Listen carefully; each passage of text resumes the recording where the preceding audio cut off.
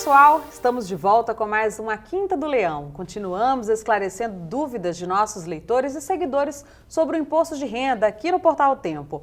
Como falamos na semana passada, este é um imposto bastante antigo, mas que ainda gera muitas perguntas. Hoje vamos responder as questões sobre dedução. Muita gente adora essa palavrinha e fica buscando de toda forma deduzir, ou seja, reduzir o imposto. E de fato, muita coisa pode ser reduzida. Mas, infelizmente, nem todos os gastos podem ajudar a diminuir a mordida do leão. Desde já, eu convido vocês para deixarem suas dúvidas em nossa página do Facebook, via Twitter, com a hashtag Quinta do Leão ou ainda através do nosso WhatsApp. Anote o número 31 99827 4455. E hoje nós recebemos aqui o professor de Ciências Contábeis, Edmar da Cunha Soares.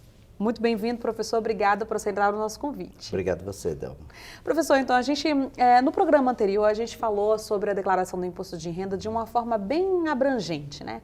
Quem tem que declarar, qual o prazo para declarar, e hoje vamos ver se a gente foca mais a nossa discussão. Vamos falar sobre dedução, que é o que todo mundo quer saber, o que é que eu posso deduzir, o que é que eu posso reduzir da minha declaração.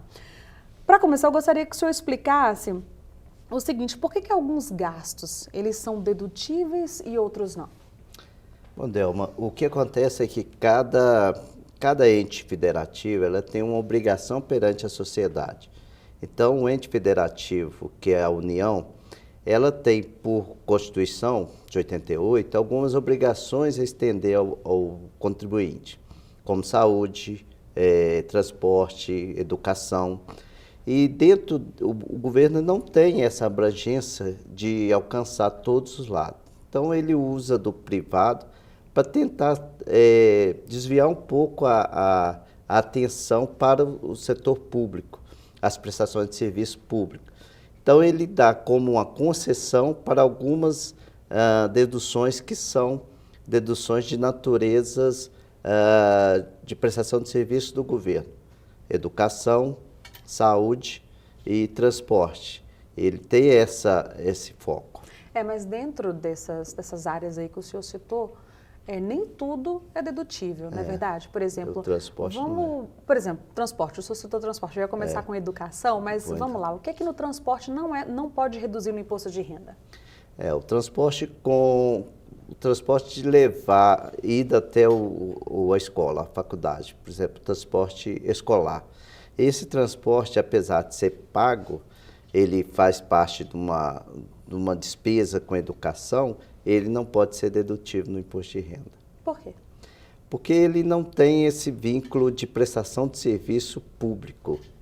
Entendi, tem que ter esse vínculo, tem que né? ter esse vínculo. Por exemplo, vamos falar agora de saúde também. Quando a gente fala de saúde, a gente fala de consulta médica, né? Ao médico, seja, sei lá, um clínico geral, uma ginecologista, um exemplo.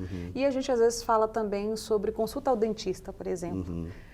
Qual a diferença? Que tipos de consultas, que tipo de tratamentos de saúde eles podem ser reduzidos do imposto de renda? Todos os tratamentos de saúde podem ser deduzidos do imposto de renda, com exceção aqueles que é de natureza estética, né?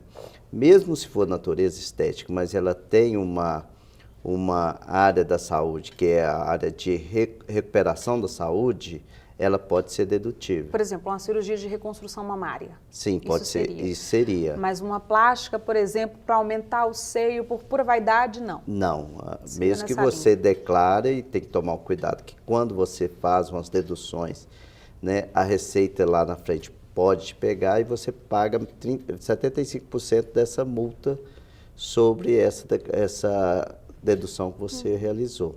Mas como é que a Receita ela toma conhecimento disso? Por exemplo, existe uma lista lá até para consulta do próprio contribuinte, para ele saber o que é que ele pode deduzir e o que não pode? Sim, quando você leva para a sua declaração a dedução, tanto com médico como educação, você vincula a entidade que prestou o serviço. Então, a Receita ela faz esse cruzamento com a entidade, ou seja, o médico, ou seja, o hospital, o psicólogo, o dentista. Então, na declaração dele, está cruzando com a sua declaração. E existe valor limite, por exemplo, essa dedução ela é integral ou parcial?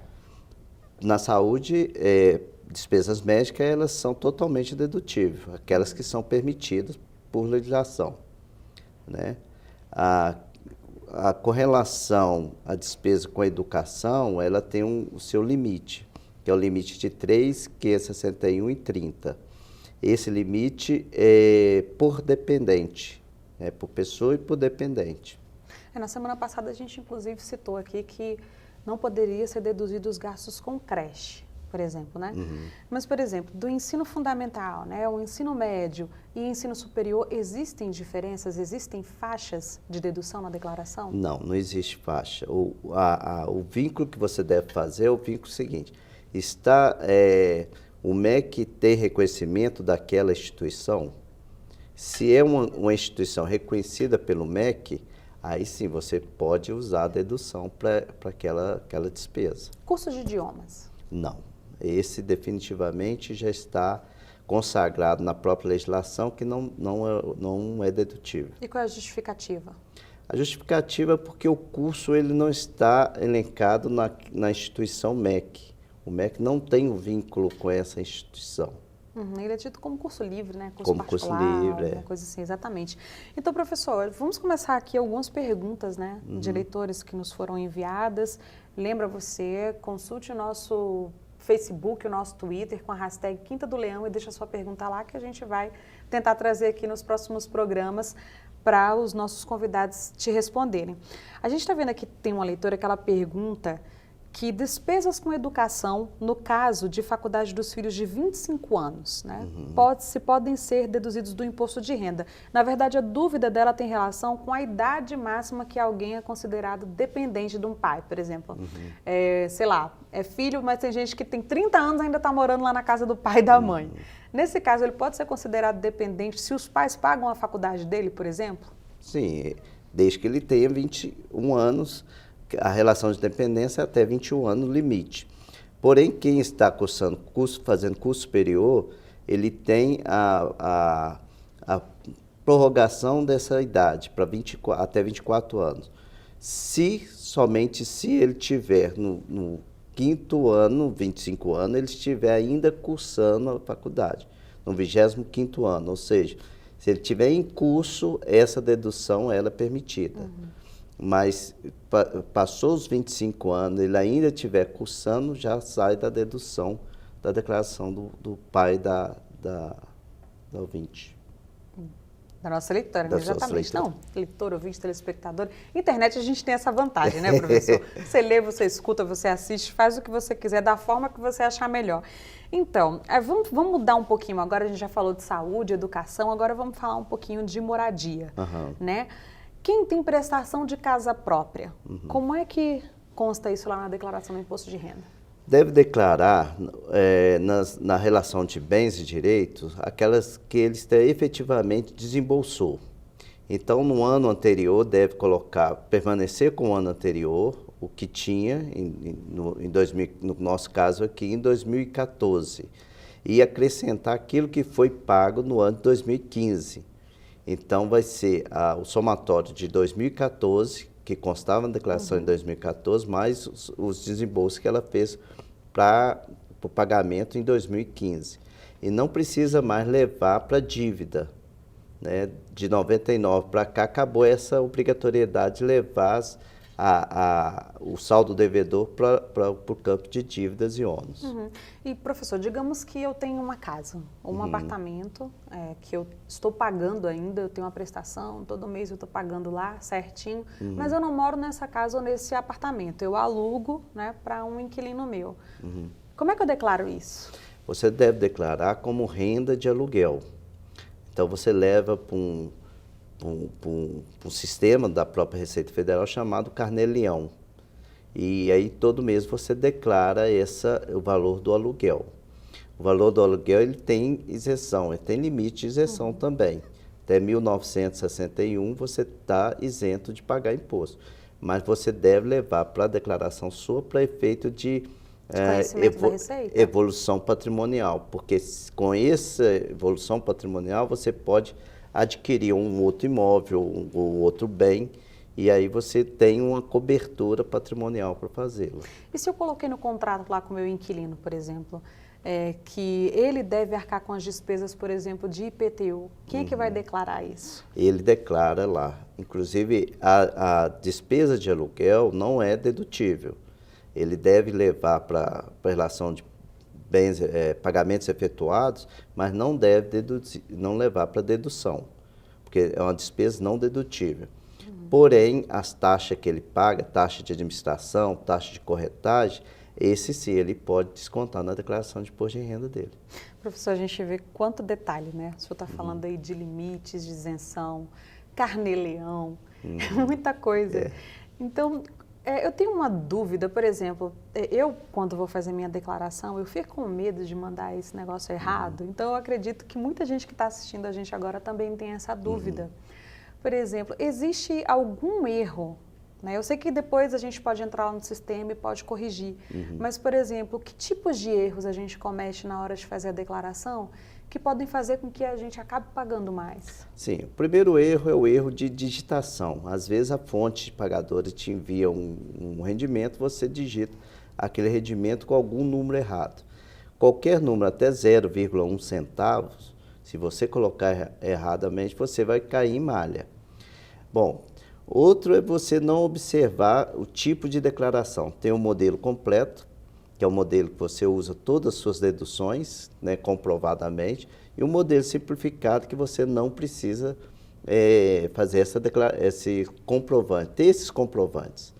Então, a Receita te dá 20% da sua renda, né, limitada até R$ 16.754,34, para você deduzir da sua declaração, para você optar. É uma escolha que a Receita te oferece, né? Mas por que às vezes acontece, por exemplo, tem pessoas que ganham um pouco menos e acabam pagando mais imposto do que uma que ganha mais?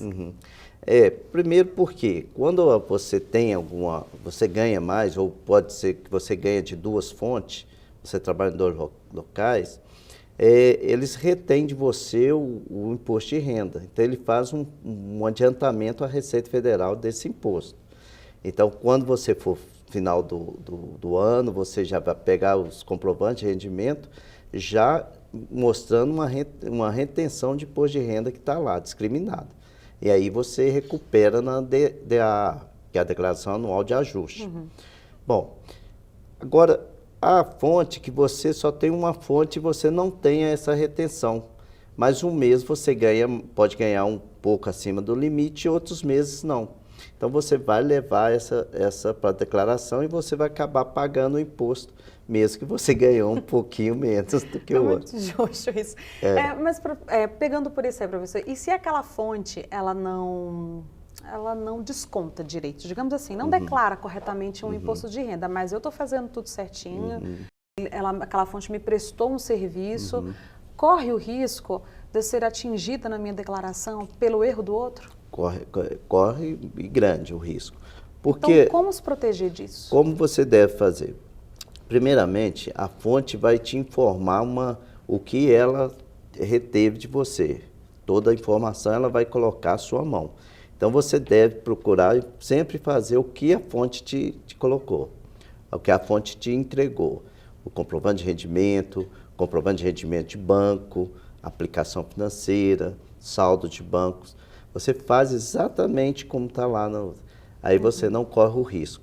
Se por acaso a fonte fez um erro, ela deve retificar aquele erro perante a Receita Federal, na DIRF, do imposto da pessoa jurídica, e te comunicar para você retificar essa declaração. Comprovante, por exemplo, é aquela máxima que a gente sempre ouve, guarde os comprovantes. A gente tem realmente ainda que ficar guardando todos aqueles comprovantes numa pastinha em casa até a hora da declaração? Sim, até a hora da declaração e 5 anos depois, porque a prescrição desse efeito pode durar 5 anos. Então, se você fizer uma dedução sem aquele comprovante, a Receita ela pode, faltando 1 ano para prescrever, ela pode te chamar para prestar conta daquele comprovante. Entendi. Ainda há pouco eu questionava sobre erros, né, que poderiam prejudicar o envio da nossa declaração. Eu vou para mais uma pergunta de um de um leitor nosso aqui do Portal Tempo, ele é o Ismael, ele é de São Paulo, né? Olha que legal, a gente está recebendo perguntas de outros estados. O Ismael, ele diz o seguinte, professora Edmar, que não consegue enviar a declaração dele porque fica aparecendo uma mensagem pedindo uma certificação. Ele quer saber que certificação é essa e como é que ele deve fazer para conseguir enviar de vez aí a declaração dele. A certificação digital, ela foi colocada ao contribuinte que quer ter acesso direto aos computadores da Receita Federal. Não é obrigatório. Então, se ele optou por regime tributário, por o eletrônico, o tributário eletrônico na Receita Federal, ele sim, ele só vai ter acesso à Receita através de certificado digital. Mas a grande maioria não opta não faz essa opção e pode entregar normalmente. Tem que tomar cuidado que o próprio sistema ele pede essa informação. Se você vai querer entregar por certificado digital ou não. Então você deve fazê-lo escolhendo a opção não. Se você não tiver o certificado. Então, dele marcar lá aquela caixinha de texto que não quer usar a certificação digital. Certificação digital. Se continuar o problema, o erro, ele não vê essa caixinha lá, eu sugiro que ele baixa, faz um novo download do imposto de renda, da declaração de imposto de renda, que ele vai conseguir posteriormente enviar isso sem essa pergunta. É o programa ReceitaNet, né? A gente sempre está falando do programa, porque para quem já declara, já é tão conhecido, mas é bom a gente reforçar o ReceitaNet, que encontra lá no site da Receita Federal. A gente agradece a participação do Ismael lá de São Paulo, que mandou essa pergunta, e a gente vai agora para outra leitora nossa, a professora Carla Meirelles, ela é aqui de BH. A pergunta dela é um pouquinho mais complicada. Ela diz o seguinte, que abriu uma MEI, né, uma microempresa, o MEI é o microempreendedor individual, que está no nome dela, né, mas abriu essa MEI para que o pai dela pudesse trabalhar no transporte de pessoas, né? Ele trabalha com aquele aplicativo Uber, né? Transportando as pessoas.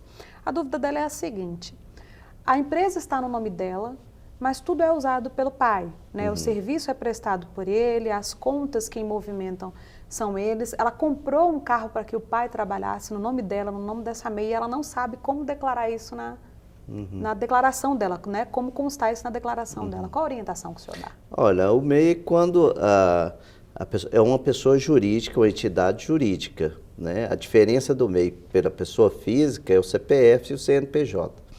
Então, se ela tem um CNPJ, ela deve comprovar todos os gastos e as entradas nesse CNPJ.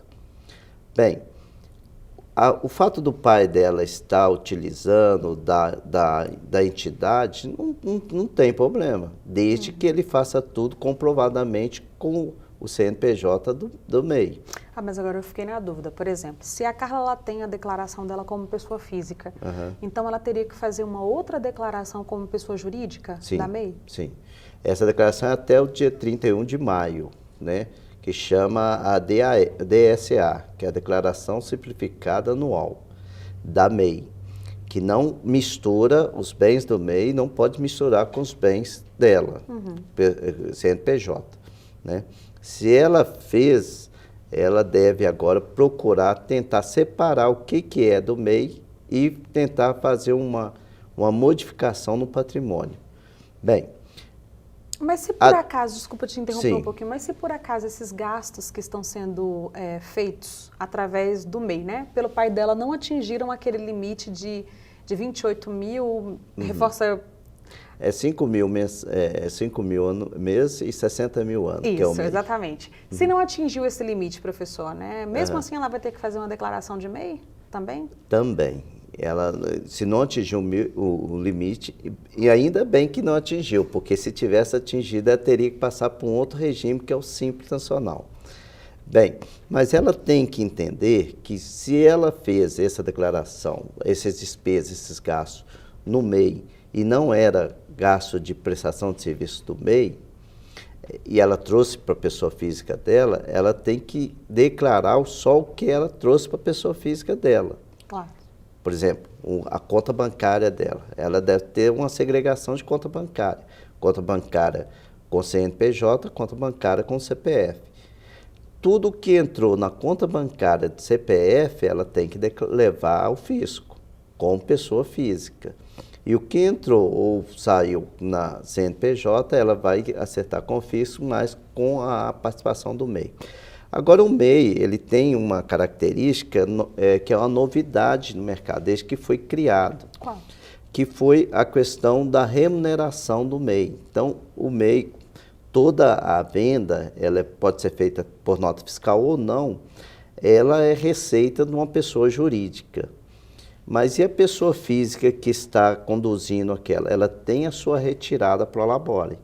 Ela pode estipular aí, a gente estipula no caso, que até um salário mínimo para a pessoa manter, porque ela paga um INSS sobre um salário mínimo, que é R$ 44,10 se for prestação de serviço. E aí ela deve trazer para a declaração pessoa física dela só um salário mínimo, e não tudo que entrou no MEI. Aí não vai fazer uma diferença tão grande. Professor, a gente chegou ao fim do nosso programa, desde já eu agradeço a sua participação, os seus esclarecimentos, muito bom, espero que os nossos telespectadores, os nossos leitores, né, do Jornal Tempo, do Super Notícia, né, as pessoas que acompanham o Portal Tempo, possam estar mais esclarecidos para enviar agora a declaração do imposto de renda. Eu agradeço a participação aqui também e oriento que, se puder buscar um profissional na área, que é bom ter uma orientação para um profissional na área, né? E que, se tiver dúvida, não tem problema, a gente está aqui para tentar ajudar essas pessoas. Ok, professor Edmar da Cunha Soares, professor de Ciências Contábeis, foi o nosso convidado de hoje. E continue participando do nosso programa. Quinta que vem a gente vai falar mais sobre declaração do imposto de renda. Tem infinidade de assuntos aí para a gente falar. Mande a sua pergunta, entre no nosso Facebook ou entre na nossa página também no Twitter. Mande a sua pergunta pelo nosso WhatsApp, eu vou repetir o número para você, é o 31 99 827 4455 e participe aqui da Quinta do Leão. Um grande abraço, até a próxima edição.